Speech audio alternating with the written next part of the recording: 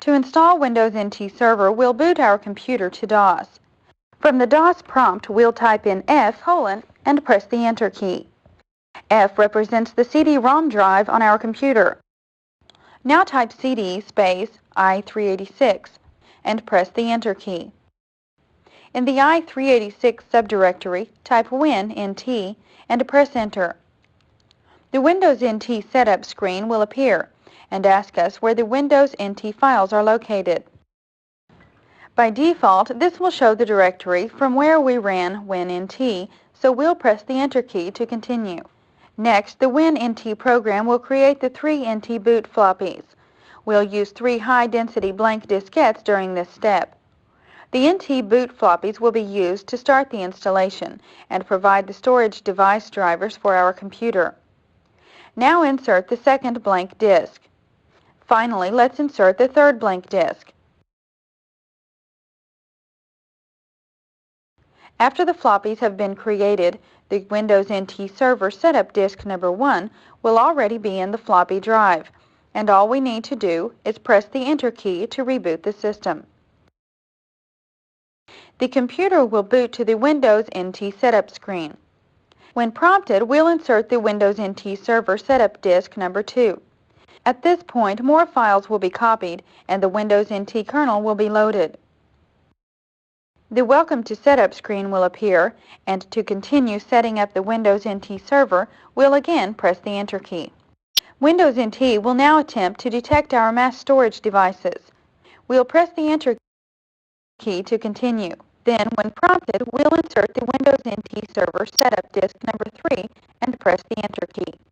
We'll see a list of any storage devices the setup program has recognized in our computer.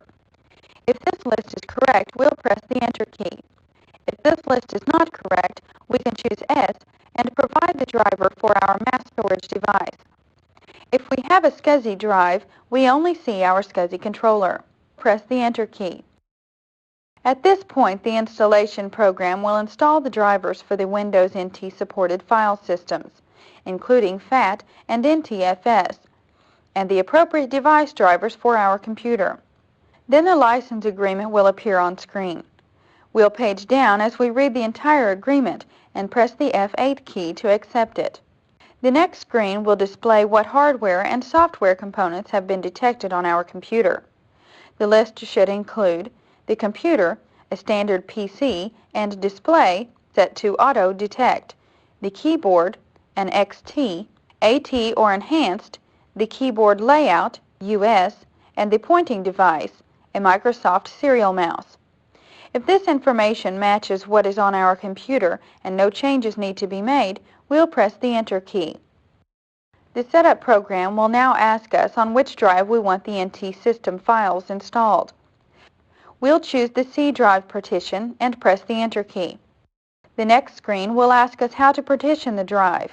We'll select Leave the current file system intact, no changes, and press the Enter key. The location where we'll install the NT server is \WinNT, so we'll press the Enter key to continue.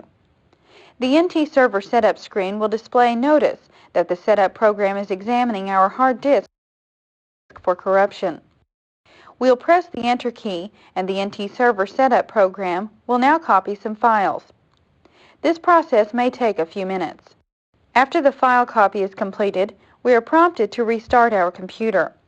We'll want to first remove any floppy disk from the drive, and then we'll press the Enter key. The computer will restart and the Windows NT server will load.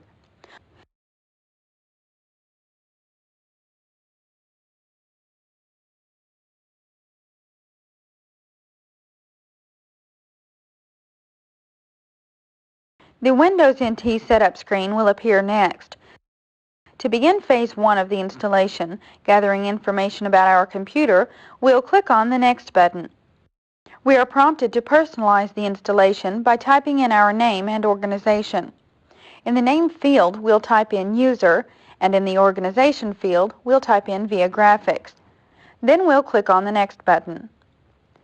Now we are prompted to type in the registration CD key. After it is entered, we'll click on the Next button. The licensing mode screen now appears on screen. We'll select the Per Server option, choose 10 concurrent connections, and click on the Next button. Next, we'll type in our computer name. We'll enter PDC1 and click on the Next button. The Server Type screen will prompt us to select our server type. We'll choose the Primary Domain Controller option and then click on the Next button.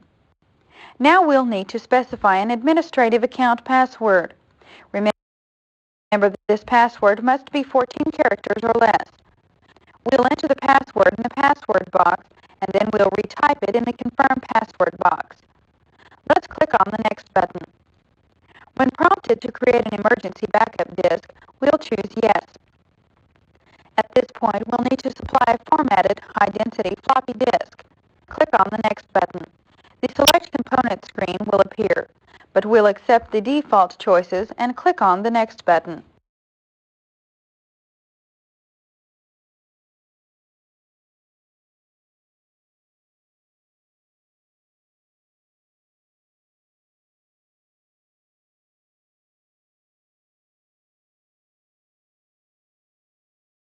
Phase 2 of the installation, installing NT networking, is now ready to begin. We'll click on the Next button to continue. The NT server setup screen will ask us how our computer should participate on the network. We'll select the Wired to the Network option and click on the Next button. The Network Protocol screen will appear. Here, we'll leave the default settings for TCP/IP and NWLink IPX/SPX compatible transport and click on the Next button. Then the Network Services screen will appear. Again, we'll leave the default services, the RPC configuration, the NetBIOS interface, the workstation, and then server. Then we'll click on the Next button and we'll click the Next button again to install our network components.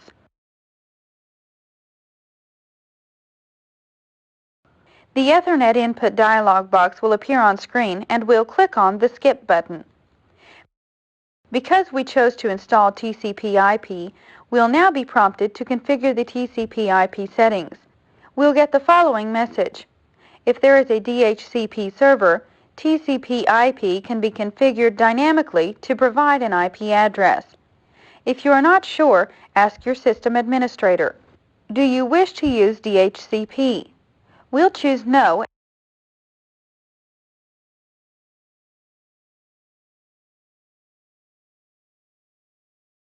and the setup program will copy the files related to the networking components we have chosen.